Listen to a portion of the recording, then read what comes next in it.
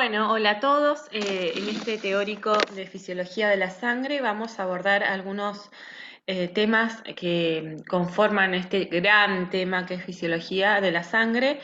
Y bueno, entre ellas son las funciones de los eritrocitos. Entonces, sepan que los eritrocitos son las células más abundantes presentes en la sangre. En una persona adulta sana varía entre 4,8 y 5,4 millones por microlitro. Sí, la diferencia se debe generalmente se debe al género justamente. En esta imagen lo que podemos observar que es una coloración de Giemsa, de Maigrunwald Giemsa. Tenemos estos elementos que están acá más pequeños, pero en mayor cantidad serían los hematíes, y estos elementos que están más grandes, con una coloración más azulada, más violácea, serían glóbulos blancos. Bien, entonces, otro de los aspectos que vale de definir en este caso es lo que es el hematocrito, que es el porcentaje del volumen de la sangre ocupado por las células. ¿Y esto cómo hacemos nosotros para calcular ese porcentaje? Lo hacemos a través de un método de separación físico, que en este caso es la centrifugación. Entonces, por diferencia de peso, por la gravedad, los elementos más pesados, que van a ser los elementos formes, van a estar por debajo de en la capa inferior de un tubo, por ejemplo, y en la parte media va a haber una capa leucocitaria, porque son los glóbulos blancos, van a estar igual formando parte de estos elementos formes, pero como están en menor cantidad, se va a ver como una finita capa ahí entre el paquete globular de glóbulos rojos y el plasma, que es la porción líquida de la sangre. Más o menos varía entre 42 y 47% este porcentaje, este hematocrito, para personas sanas adultas. Hay diferencia de por edad, sí, por género, sí, y de alguna manera el hematocrito es una manera indirecta de conocer la cantidad de glóbulos rojos.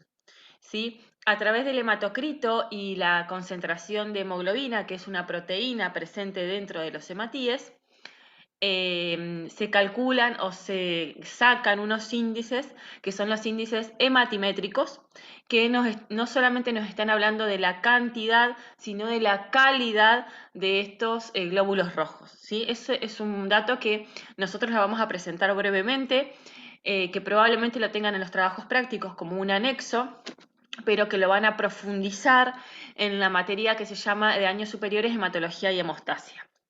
Entonces, bueno, eso como características de los eritrocitos. Son células que no tienen núcleo, no sintetizan proteínas, pero contienen algunas enzimas como la anidrasa carbónica, que permite escindir el bicarbonato en dióxido de carbono y agua, o viceversa, el dióxido de carbono y el agua que reaccionen para formar bicarbonato, que se va a escindir por ser un ácido débil en carbonato ácido más un hidronio.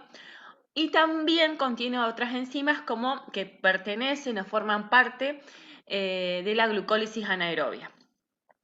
Además, los eritrocitos contienen en su interior una proteína que es la hemoglobina, que es una proteína muy particular que tiene muchas características que vamos a pasar a describir a continuación. Por otra parte, y esto es importante que lo entiendan y que lo graben, que lo comprendan, los eritrocitos tienen forma de disco bicóncavo, ¿sí? Es esta como con una pequeña o ligera depresión en el centro de la célula. Y esto lo que les da es la característica de ser muy deformables. Y esto es súper importante a la hora de que los eritrocitos pasen a través de capilares finitos, ¿sí? Capilares que son muy finos, y entonces esa capacidad de deformación hace que puedan atravesarlos sin problema. Y esto se debe a la presencia de unas proteínas que principalmente son las proteínas alfa espectrina y beta espectrina, que están por debajo de la membrana celular, anclando a unas proteínas transmembrana, que son la glicoforina C, la banda 3, y bueno, siempre presente la bomba de sodio-potasio. Entonces, este conjunto de proteínas, principalmente alfa y beta espectrina, le dan esa posibilidad de ser bicóncava, y cualquier alteración en cualquiera de estas membranas generan que esa capacidad de deformación se vea reducida, generando fragilidad capilar.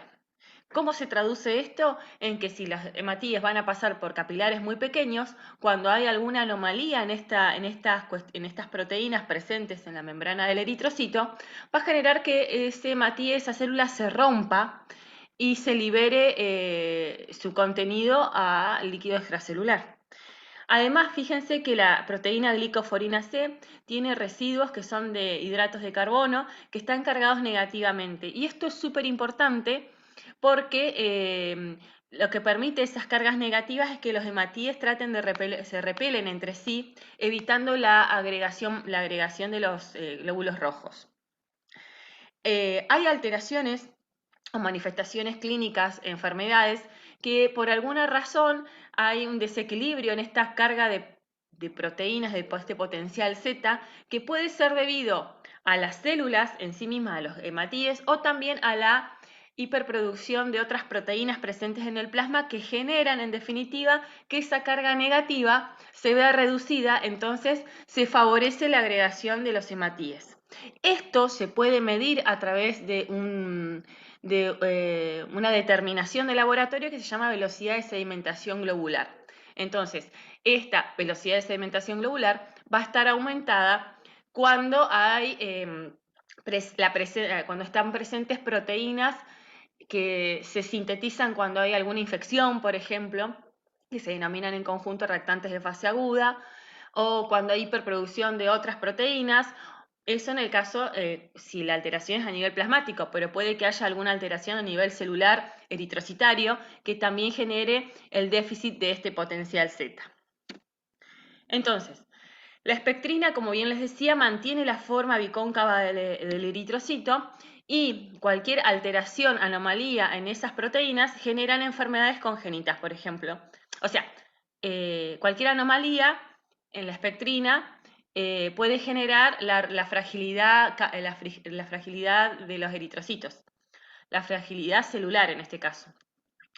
Una enfermedad en la cual hay una anomalía en la espectrina es la esferocitosis congénita, ¿sí? Donde todos los hematíes, yo tuve la posibilidad de verlo, todos los hematíes tienen forma redonda, no tienen la forma bicóncava. ¿Cómo me doy cuenta al microscopio que es bicóncavo? Porque veo el centro bien clarito y alrededor de ese punto clarito veo oscuro. Eso quiere decir que es un hematíe bicóncavo, ¿sí? Pero cuando están todas así, sin esa forma,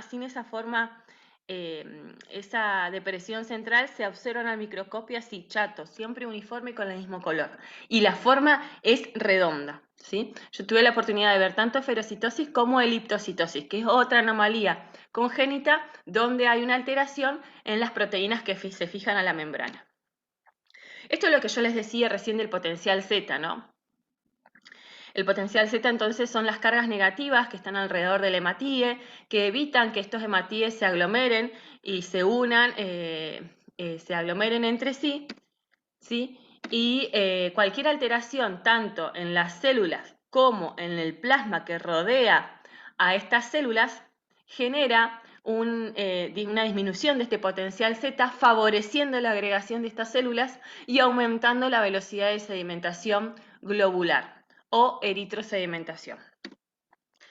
Entonces, a todo esto, ¿cómo obtiene el eritrocito la energía necesaria para poder llevar a cabo sus funciones? ¿Y para qué necesita energía? Necesita energía principalmente para mantener esa, digamos, necesita energía para mantener la simetría, no me salía la palabra, de la membrana, para poder generar de alguna manera, junto con las proteínas de membrana y la espectrina, esa facilidad para deformarse. Y esa energía la obtiene a través del metabolismo de la glucosa. Entonces, la glucosa ingresa a la célula, al hematíe, y a través de distintas reacciones que incorporan ATP, pero también forman ATP, fíjense que incorpora 2 moléculas de ATP para obtener en definitiva 4 moléculas de ATP. Entonces la suma total va a ser la producción de lactato más 2 moléculas de ATP. Entonces, para poder llevar a cabo sus funciones necesita este tipo de molécula. También para mantener la simetría de la membrana, que eso lo que favorece es la capacidad de formabilidad del hematíe. Y también el eritrocito necesita NADP reducido para mantener otra proteína, otra molécula que es el glutatión reducido.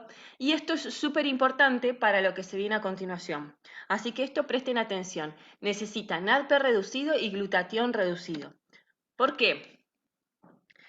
Y acá viene lo importante. El eritrocito en su interior contiene una molécula que es muy importante, una proteína que se llama hemoglobina. La hemoglobina está formada por cadenas proteicas que en su interior o que están unidas o que en el centro contiene una molécula de hierro en estado +2, en estado ferroso.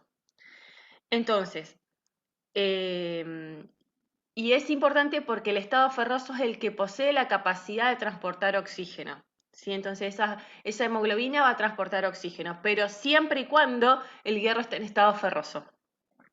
Para poder mantener el hierro en estado ferroso es necesario la presencia de NADP reducido y glutatión reducido. Si no hubiera alguna de estas dos moléculas, el hierro en estado ferroso va a pasar a hierro en estado férrico, se va a oxidar y no va a favorecer el transporte de oxígeno porque no va a ser capaz de unirse una molécula de oxígeno a esa hemoglobina. Ahora, ¿cómo se llega al estado de no obtener NADP reducido y glutatión reducido?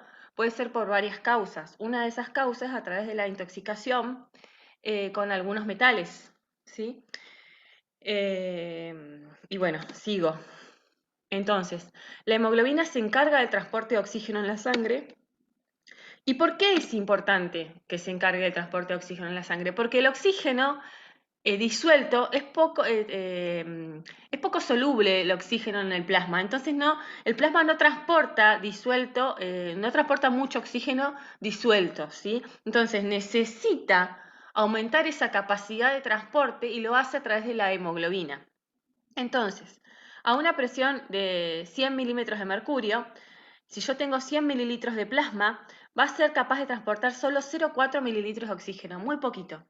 Sin embargo, ante la presencia de hemoglobina, esa misma cantidad de sangre, esa misma cantidad de plasma y esa misma cantidad de sangre en realidad a esa misma presión atmosférica va a generar que se transporten 19,6 mililitros más a través de su unión de oxígeno a través de su unión con la hemoglobina.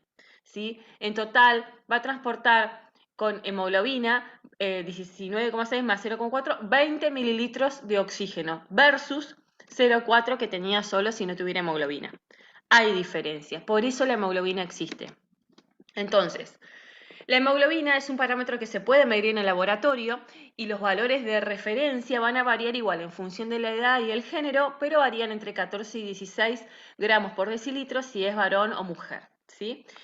Entonces, de la relación entre la hemoglobina, el hematocrito y el número de hematíes salen los índices hematimétricos, principalmente hemoglobina corpuscular media y concentración de hemoglobina corpuscular media y volumen corpuscular medio, ¿sí? Eso se los dejo en el anexo que va a estar presente en el trabajo práctico. Que, como yo bien les dije, nos dan una medida no solo de la cantidad, como el número o el recuento celular, sino de la calidad de los hematíes presentes en esa muestra. Entonces, esto sería parte de un estudio que se denomina hemograma, ¿sí? En el cual se hace una cuantificación y una cualificación tanto de hematíes, de glóbulos rojos, como de plaquetas, o sea, de todos los elementos formes de la sangre. Entonces, volviendo a la hemoglobina, esta molécula que es tan particular, que es tan importante. La hemoglobina tiene 4 subunidades, 2 subunidades alfa, 2 subunidades beta y pueden transportar hasta 4 moléculas de oxígeno. Siempre en el centro va a tener la hemoglobina va a tener un grupo hemo que en el centro de su molécula va a estar el hierro en estado +2. ¿Sí? Cuando el hierro en estado +2 se oxida, vamos a tener hierro en estado +3 que lo vamos a llamar metahemoglobina. ¿Es normal que haya un porcentaje de metahemoglobina en sangre? Sí. Lo normal es que haya hasta 0,3% de metahemoglobina en sangre.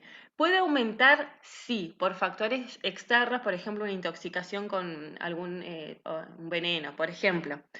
Hay enfermedades congénitas que pueden generar el aumento de la metahemoglobina, también la hay.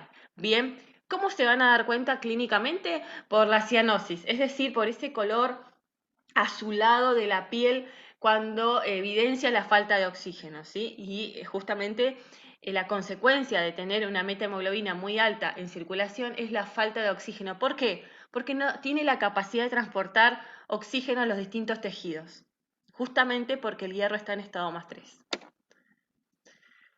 Bueno, esto es lo que les venía diciendo, ¿no? Es importante el NADP reducido, el glutatión reducido, para que esta cadena de oxidorreducción se mantenga y trate de pasar todo el hierro +3 a hierro +2, que es el que nos interesa. También otra de las características que tiene la molécula de hemoglobina es que está rodeada de residuos de aminoácidos que impiden que el hierro se oxide.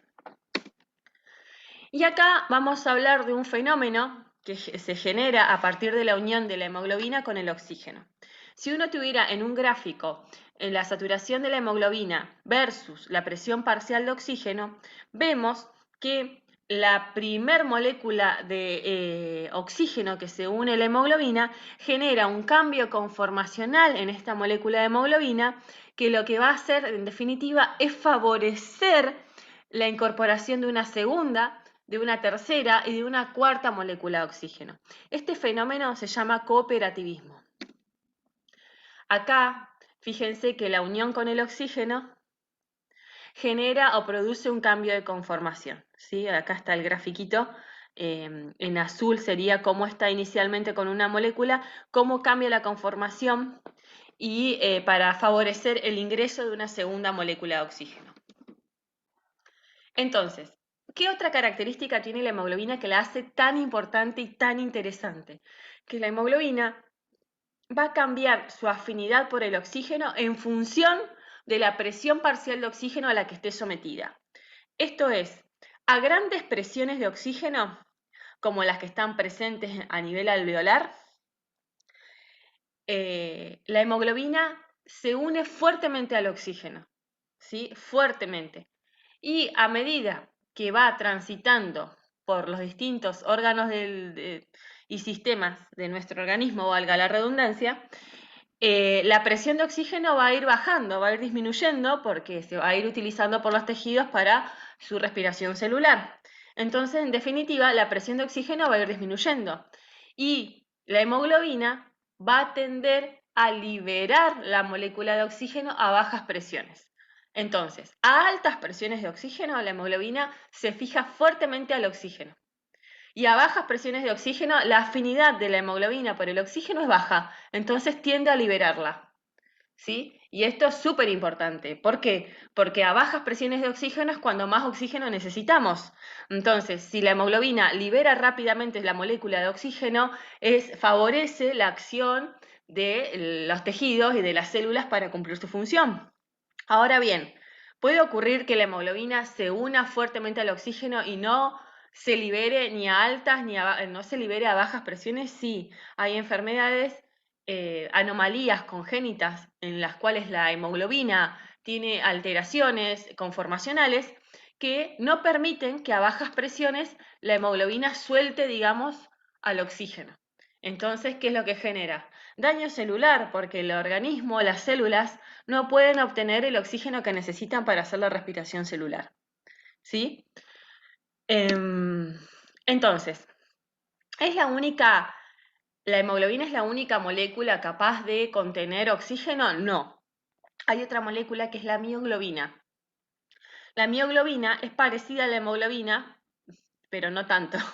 La mioglobina está presente en los músculos y contiene o son moléculas de reserva de oxígeno. ¿Sí? La unión de la mioglobina con el oxígeno no es cooperativa, o sea que no hay cambios conformacionales que favorezcan el ingreso de más oxígeno, ¿sí? Y tiene otra forma de saturarse rápidamente, ¿sí? No tiene la forma sigmoidea como tiene la hemoglobina. Ya voy a ir con eso, espérenme un ratito. Y lo que les quiero decir es que la mioglobina entonces funciona como un almacén de oxígeno en el tejido y aparte mejora la difusibilidad. ¿Qué quiere decir esto? Que cuando la célula necesita oxígeno rápidamente se lo pide a la mioglobina y después la mioglobina repone con la hemoglobina que va circulando por los hematíes en los vasos sanguíneos. ¿Se entiende? Entonces, este proceso así es más veloz que si la hemoglobina lo tuviera que transportar directamente a la célula. Entonces, esto es súper característico de la hemoglobina también y es importante que lo entiendan, lo comprendan y lo internalicen. A altas presiones de oxígeno, la saturación, fíjense, si yo a altas presiones de oxígeno, la saturación de la hemoglobina es aproximadamente 97%, ¿sí? Y si yo hago grandes cambios, por ejemplo, de 20 milímetros de mercurio a altas presiones, el cambio en la saturación no es tan evidente. Por ejemplo, a 100 milímetros de mercurio la saturación es 97 y a 80, si yo sigo este gráfico, la saturación también va a ser 97.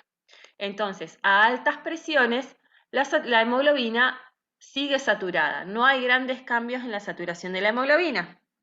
Ahora fíjense, a bajas presiones, por ejemplo a 20, la saturación de la hemoglobina aproximadamente es 18. Pero a 40, que es el mismo delta que entre 80 y 100, a 40 la saturación es de 75%. Entonces, a bajas presiones, los mismos cambios, los mismos deltas que se generan a bajas presiones producen grandes cambios en la saturación de la hemoglobina. Y eso es justamente por la forma en la que va incorporando el oxígeno que le genera, en definitiva, cuando hago este gráfico, esta forma sigmoidea. Y acá voy a definir un término que es súper importante, que es el P50. El P50 es la presión de oxígeno a la cual la mitad de la hemoglobina está saturada, ¿sí? Entonces, supónganse que acá está 50 y si yo extiendo el gráfico así, la presión, el P50 para este gráfico aproximadamente va a ser de 30. ¿Qué quiere decir esto? Que a 30 milímetros de mercurio de presión parcial de oxígeno, la hemoglobina va a estar saturada en un 50%. La mitad de sus moléculas van a estar saturadas y la mitad no. ¿Se entiende? Bien. Ahora, hay variables que puedan afectar esta forma de la curva, hay variables que puedan generar que la liberación del oxígeno por parte de la hemoglobina se haga de una manera más rápida, más eficaz. Hay situaciones clínicas, hay situaciones en las que necesita oxígeno rápidamente, el organismo lo detecta y la hemoglobina tiende a liberar, obvio que sí. ¿Sí? Entonces, fíjense que en una situación, en líneas punteadas sería un paciente normal, ¿sí? En estas líneas punteaditas. Y en la línea roja continua tenemos un paciente que sufre un fenómeno que ustedes todavía no conocen, que se llama acidosis. Y o tiene en sus pulmones o tiene en su organismo una alta concentración, una alta presión de dióxido de carbono. No importa la causa ahora, no importa, importa solamente que está alto. ¿Sí? Entonces, esas dos condiciones, junto con el aumento de la temperatura, traducido en fiebre, y el aumento de un intermediario en la glucólisis anaerobia, que es el 2,3-difosfoglicerato, el aumento de todas estas cuestiones a nivel orgánico genera que la hemoglobina tienda a liberar con mayor facilidad la hemoglobina, el oxígeno, ¿sí? Entonces, vuelvo, recapitulo. Tal vez en un paciente normal a una presión de 40 milímetros de mercurio, la saturación de la hemoglobina va a ser aproximadamente de 80. A ver, sí, de 80, porque estamos hablando de que un paciente normal es la línea punteada. Pero en un paciente con acidosis y con hipercapnia, a una presión parcial de 40, la saturación de la hemoglobina va a ser aproximadamente 65. ¿Y esto qué quiere decir? Quiere decir que en un paciente normal, si lo comparo con un paciente con hipercapnia, a la misma presión parcial de oxígeno, la hemoglobina libera más rápido al oxígeno en un paciente con hipercapnia que en un paciente normal. ¿Por qué? Porque el organismo necesita más oxígeno en ese paciente con hipercapnia. Necesita generar una combustión, una glucólisis necesita generar una respiración celular completa, necesita, la temperatura igual afecta a la liberación, el aumento de la temperatura aumenta también la liberación de oxígeno en los tejidos, ¿sí? También el 2,3-difosfoglicerato también aumenta la liberación de oxígeno en los tejidos. Entonces, esto se traduce con lo que se denomina desplazamiento de la curva hacia la derecha, ¿sí? Entonces, en pacientes con acidosis, hipercapnia, fiebre y aumento del 2,3-difosfoglicerato, la curva de saturación de la hemoglobina se corre hacia la derecha. ¿Y eso en qué se traduce? En mayor disponibilidad de oxígeno a una misma presión parcial de oxígeno.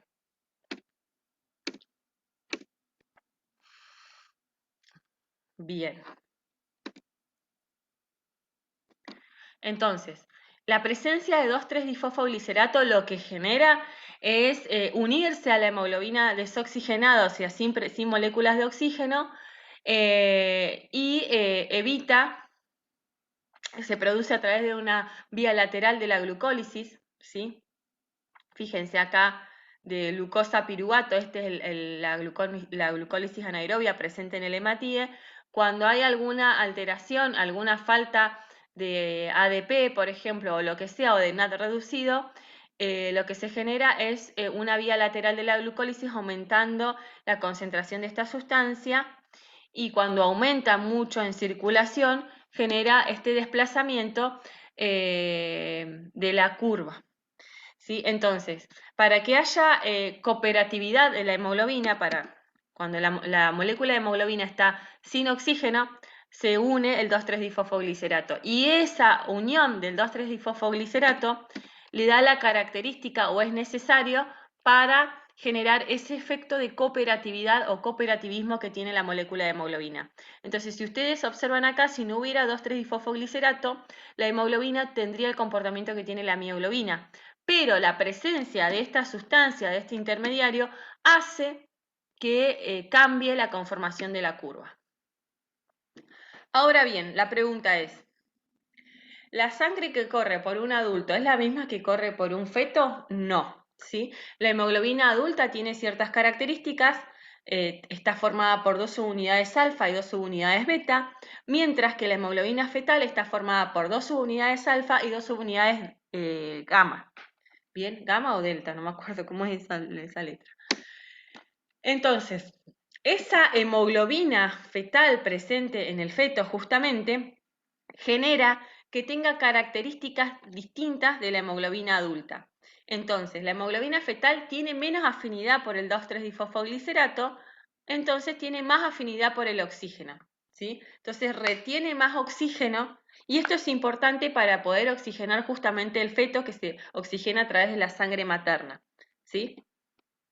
Entonces, esto permite el paso de oxígeno, bueno, a la sangre materna, de la sangre materna a la fetal. ¿Por qué? Porque el feto produce esa sangre, esa hemoglobina fetal, que lo que hace es tratar de unirse al oxígeno y no liberarlo, para poder oxigenar al feto justamente.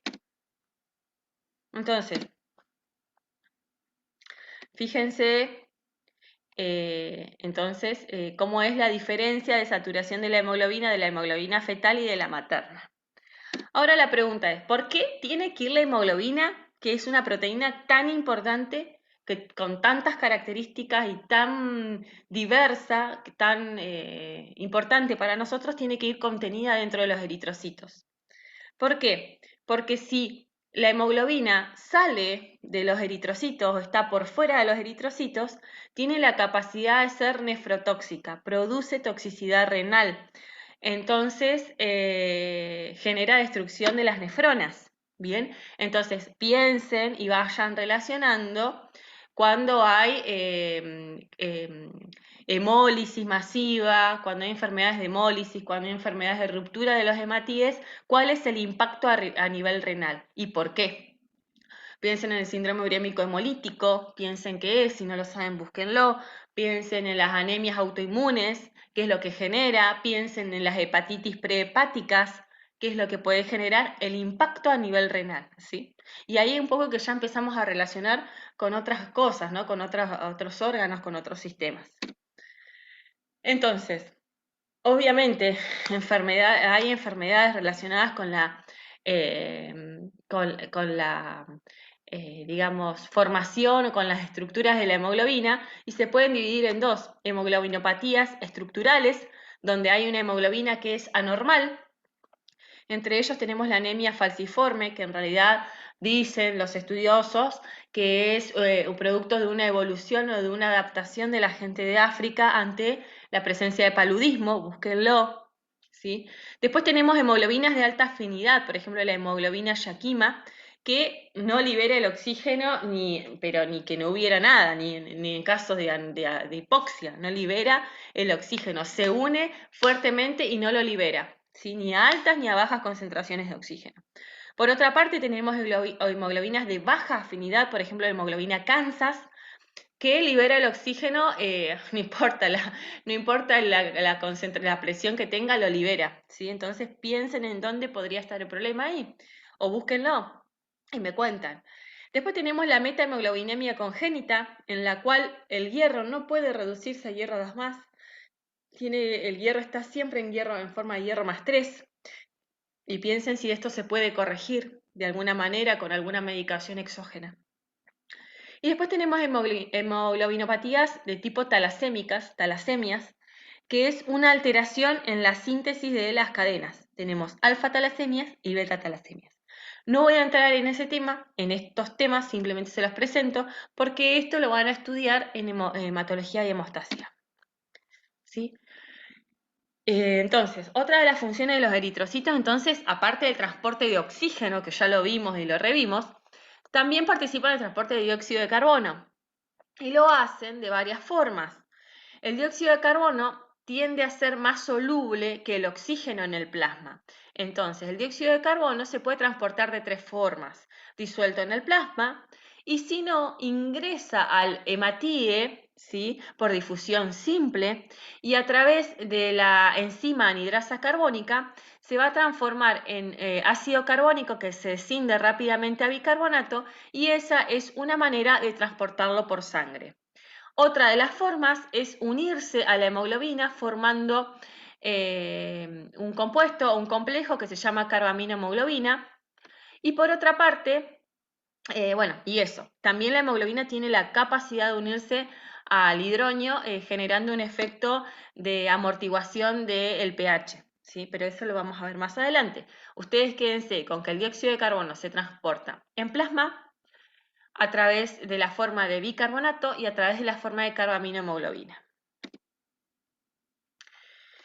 Como ya les había dicho previamente en el teórico de hígado, la vida media de un eritrocito en el plasma es de 120 días. Posteriormente ingresa al sistema retículo endotelial en el vaso, donde los macrófagos fagocitan al hematíe que está envejecido para poder reciclar lo que les interesa. En este caso va a ser va a dividir o va a escindir a la hemoglobina en aminoácidos y el grupo hemo lo va a transformar en bilirrubina a través de una serie de reacciones enzimáticas que posteriormente va a conjugar para poder eliminarse por orina en el hígado, ¿sí? Y el hierro, que va a estar oxidado, va a salir del macrófago y va a volver para ser reciclado, para ser reutilizado en la médula ósea.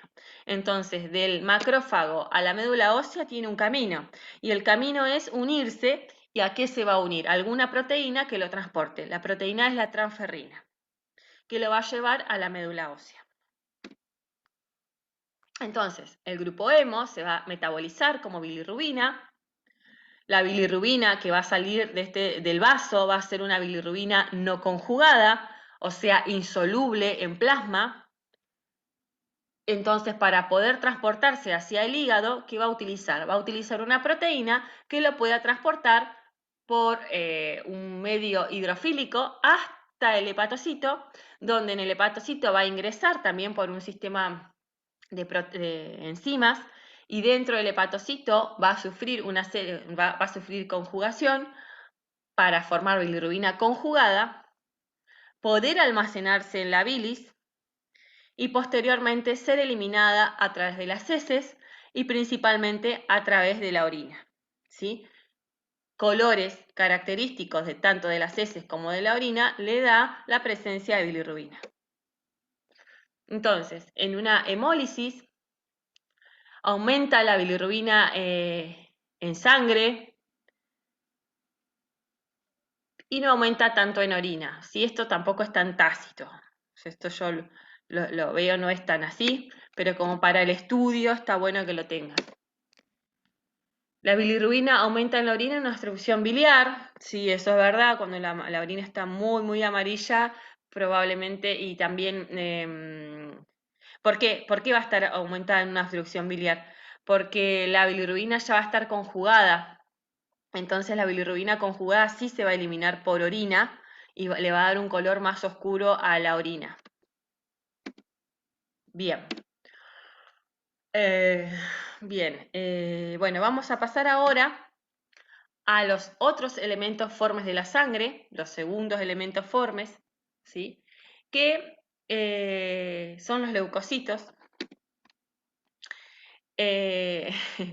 Los leucocitos, entonces, existen de distintos tipos de leucocitos o glóbulos blancos, se llaman también, alrededor de entre 5.000 y 10.000 células por milímetro cúbico por microlitro están presentes en una persona sana, adulta, normal, sin enfermedades, perdón, y va a tener cierta distribución porcentual porque ustedes recuerden que los leucocitos se pueden dividir en 5 grupos, ¿sí? Entonces, leucocito se puede subdividir en agranulocito o granulocito en función de la ausencia o presencia de gránulos en su citoplasma. Por otra parte, los agranulocitos podemos tener linfocitos y monocitos en este porcentaje. Y los granulocitos podemos tener neutrófilos, eosinófilos y basófilos en este porcentaje. Cada una de estas células va a tener una función diferente. Bien, va a tener un porcentaje que es normal y la alteración o el desfasaje o el aumento o la disminución de algunas de estas células, tanto en recuento porcentual como en absoluto, son orientativas o indicativas de ciertas afecciones. Bien, esto lo tienen que saber de memoria. Ustedes tienen que saberse los valores de referencia, tanto de glóbulos rojos como de glóbulos blancos, como de porcentaje de glóbulos blancos, como recuento de plaquetas, se lo tienen que saber, ¿sí? Eso es memoria, lamentablemente no queda otra, ¿sí? La función de los leucocitos es defender al organismo contra los agentes invasores. Entonces, median, digamos, las acciones inmunitarias del organismo. Las acciones inmunitarias del organismo las podemos dividir en dos tipos, en inmunidad natural o inmunidad adquirida. ¿Sí? También la inmunidad, esto parece que se me fue ahí la diapo. La inmunidad natural está mediada principalmente por granulocitos y monocitos y la inmunidad adquirida por linfocitos. Los linfocitos a su vez se pueden subdividir en linfocitos B y en linfocitos T. Los linfocitos B son los que median, como dice ahí la diapo, la inmunidad humoral. ¿Qué significa esto?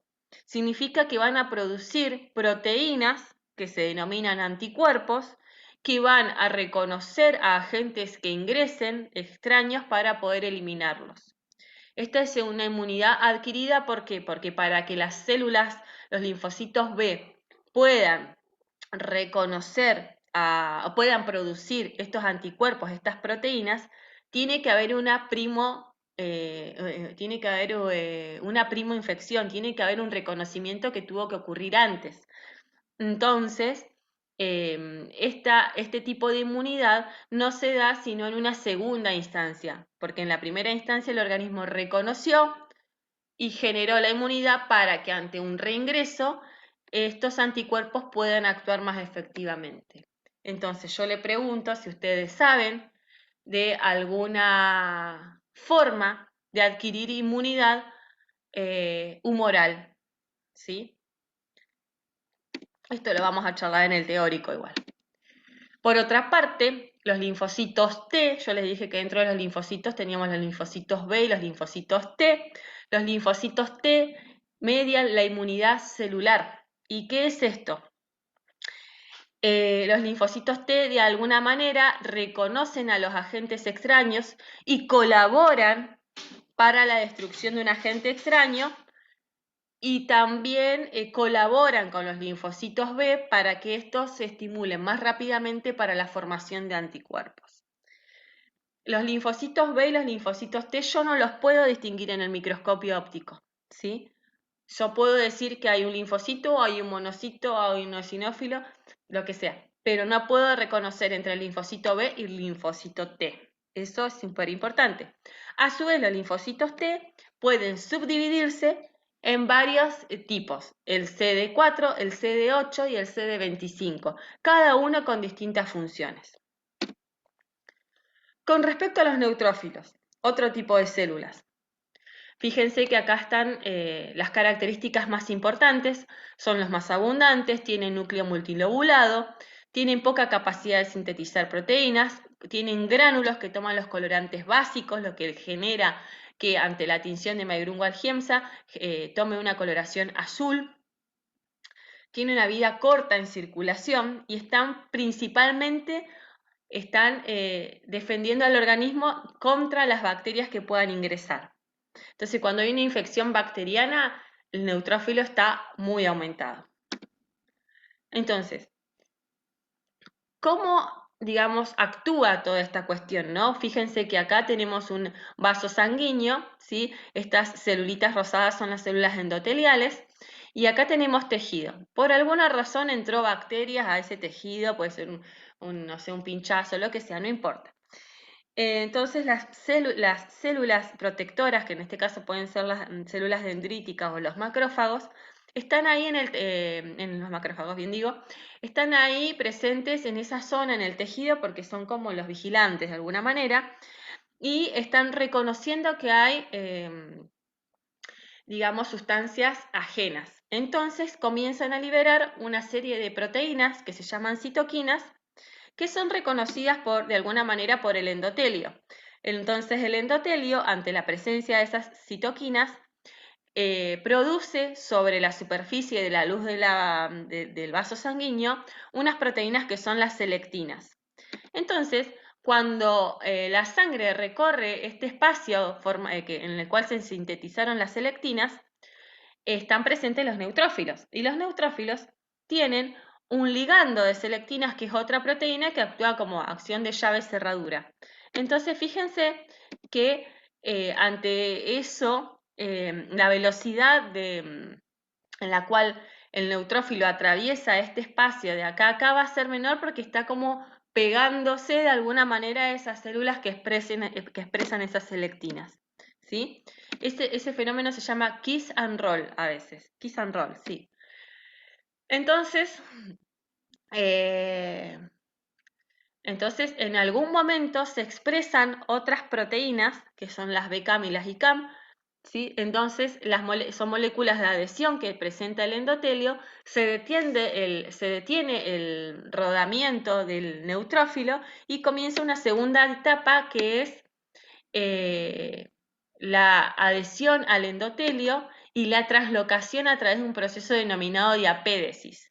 Ese proceso es en el cual el leucocito, el neutrófilo en este caso, va a atravesar el espacio comprendido entre dos células endoteliales para poder llegar al sitio de infección. ¿Para qué? Para cumplir sus funciones, ¿sí? Que paso a contar a continuación. Entonces, en el tejido es atraído al lugar de la infección por quimiotaxis, ¿no? Va a ser atraído por estos lugares donde más agentes extraños hay, ¿sí? Va a haber liberación de proteínas, ¿sí? ¿Y qué es lo que genera? ¿Qué es lo que hace el neutrófilo cuando se enfrenta a una bacteria en este caso? Los neutrófilos tienen la capacidad fagocítica, ¿sí? Porque tienen la capacidad de reconocer de alguna manera patrones asociados a moléculas asociadas a patrones moleculares, agentes patógenos que se denominan PAMP, ¿sí? Entonces, estos receptores presentes en la superficie del neutrófilo se van a unir o van a reconocer a las proteínas que están en la membrana externa de la bacteria y se van a unir, ¿no? Se van a pegar, entonces como el neutrófilo tiene capacidad fagocítica, los va a fagocitar formando una vesícula. A su vez, dentro del neutrófilo está la presencia de un lisosoma que se va a unir a esa vesícula formando un fagolisosoma y ese lisosoma contiene en su interior enzimas, hidrolasas, lisosimas y defensinas que al unirse y formando el fagolisosoma va a hidrolizar a este agente extraño. Por otra parte, se va a liberar al medio donde está presente la infección el contenido de los gránulos, denominándose este proceso de granulación. Y esos gránulos contienen una mieloperoxidasa que lo que va a generar es la formación, en definitiva, de hipoclorito de sodio. También liberan radicales oxidantes que lo que generan es oxidar a las bacterias que están allí presentes. Pero este efecto que genera la liberación de hipoclorito, la liberación de radicales, superradicales libres de oxígeno, afecta tanto a las bacterias como a los tejidos del organismo. Entonces es algo inespecífico, no es dirigido contra una bacteria, ¿sí? Sino que acá cuando ya se produce la degranulación afecta tanto a bacterias como a tejidos. ¿Sí? Y hay medicación, por supuesto, que inhiben este proceso de granulación, que son los glucocorticoides. Entonces, bueno, eso lo vamos a charlar después en el teórico. Hágame acordar, por favor. Por otra parte, hay otras células que son los monocitos, que tienen estas funciones, igual duran menos días en circulación. Cuando están en circulación se llaman monocitos y cuando salen al tejido se llaman macrófagos. Y dentro de los tejidos pueden vivir muchos meses, ¿no? Tienen capacidad fagocítica, pero no necesitan esas proteínas, esas opsoninas, para poder realizar su función. Pueden fagocitar partículas grandes y también están en defensa contra bacterias y contra patógenos de mayor tamaño como hongos y parásitos. Entonces, los macrófagos también, ¿qué hacen? Eliminan los tejidos envejecidos. Todo lo que esté viejo se lo come, así nomás. Todo lo que esté infectando son la primera línea de defensa del tejido, que están presentes en el tejido en forma de macrófagos y comienzan a fagocitar a los agentes extraños. Y lo que genera también es la liberación de citoquinas que van a generar sobre las células del endotelio la aparición en la síntesis de proteínas de adhesión y selectinas para que están llamando a las otras células para que vayan a combatir la infección. Esas citoquinas también pueden actuar directamente sobre la médula ósea, estimulando el proceso de hematopoiesis. Cuando hay acumulación de leucocitos, se denomina pus, ¿sí? Esa acumulación de glóbulos blancos, de tejido muerto, debido a la necrosis y debido a que el organismo está combatiendo esa infección. Cuando la pus está encapsulada de alguna manera en los tejidos y no puede liberarse hacia el exterior, se produce lo que se llama un absceso. Los macrófagos, tienen la capacidad de presentarle los antígenos a los linfocitos. ¿Y cómo hacen esto? Fagocitan un agente extraño, ¿sí? Lo hidrolizan, lo cortan en pequeños pedacitos y expresan esos pedacitos, esas partículas sobre la superficie, sobre su superficie, sobre la superficie de los macrófagos. Entonces le están mostrando al linfocito que eso es un agente extraño. Entonces el linfocito lo reconoce y actúa en consecuencia. Puede ser un linfocito T o un linfocito B y va a actuar en consecuencia en función de lo que tenga que hacer. El linfocito B va a generar la producción de anticuerpos, de células plasmáticas, y el linfocito T va a cooperar para la eliminación o también para la formación de anticuerpos, depende de qué linfocito sea. Básicamente, este sería la representación de un macrófago que también, junto con el neutrófilo, se llaman, y las células dendríticas, perdón, se llaman células presentadoras de antígenos. Entonces, los macrófagos presentan antígeno a los linfocitos y los linfocitos generan o liberan citoquinas, ¿sí? Para estimular aún más la función del macrófago. Obviamente, detrás de todo esto hay un montón de estrategias de los organismos para escapar a esta acción de los neutrófilos de los macrófagos. Se las dejo ahí para que las lean, ¿sí? Y después tenemos los eosinófilos, menos abundantes, con gránulos que toman colores ácidos de la coloración de Magrungalgiemsa. No contienen enzimas antibacterianas, pero su presencia aumentada está relacionada contra la infección por parásitos. Los basófilos también son los menos abundantes, ¿sí? Mucha suerte encontrar un basófilo en el microscopio. Contienen sustancias como la histamina y la heparina y también tienen la capacidad de liberar citoquinas. En definitiva, cuando yo estoy hablando de leucocitosis, es un término que uso para referirme al aumento de los leucocitos circulantes.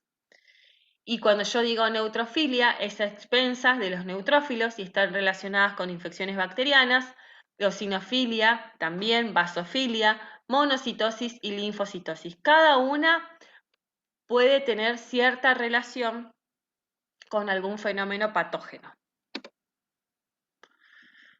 Entonces, haciendo una recapitulación de lo que es respuesta inmunitaria, la respuesta inmunitaria es una respuesta global y coordinada tras la introducción de sustancias extrañas. Para el estudio se puede dividir en inmunidad innata y adaptativa.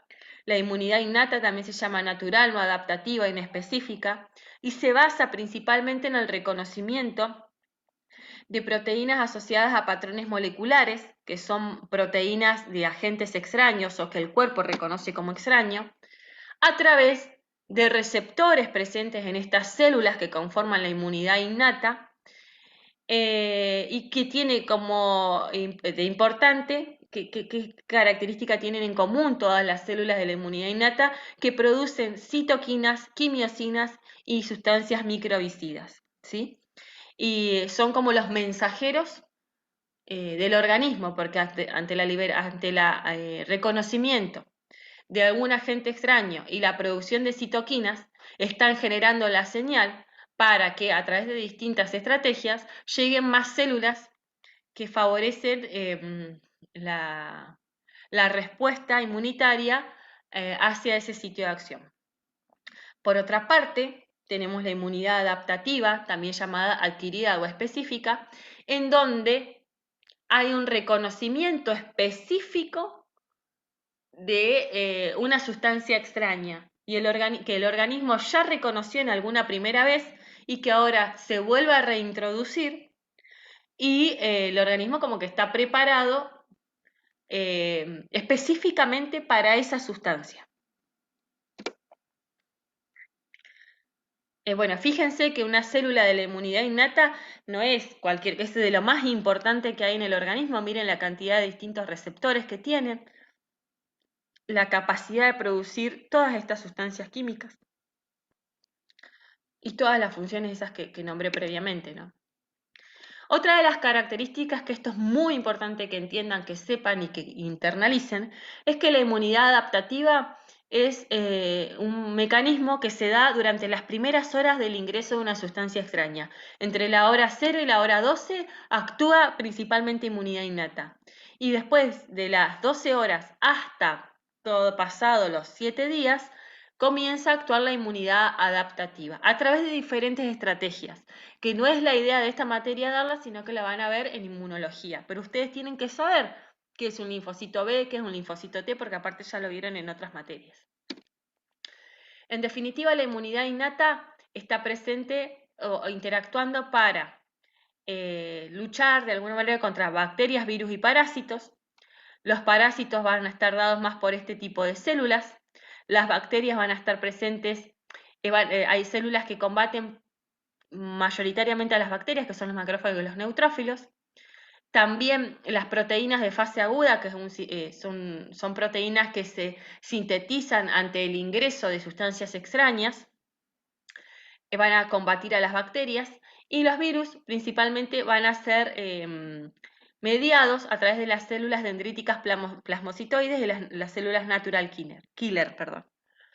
También la inmunidad innata está dada por el epitelio, porque la piel es una barrera protectora, las secreciones glandulares también, porque la saliva también tiene una función bactericida protectora, y también la acidez estomacal, la acidez gástrica, ese pH bajo del estómago que estuvimos estudiando hace 2 semanas atrás, también es una manera de proteger al organismo del ingreso de agentes extraños que se eliminan a pHs bajos. Entonces, las funciones de la célula de la inmunidad innata ejercen acción microbicida y producen mediadores capaces de orientar el curso de la respuesta inmune, ¿sí? Entonces, si se produce más una sustancia que otra, entonces van a llamar, no sé, a los eosinófilos, por decir. Si se produce otra sustancia, más bien va a tener en juego, va a estar en juego otro tipo de células. Y bueno, hasta acá la segunda parte del video de sangre. Es largo, falta una tercera y tal vez una cuarta parte, así que paciencia por favor y nos seguimos viendo.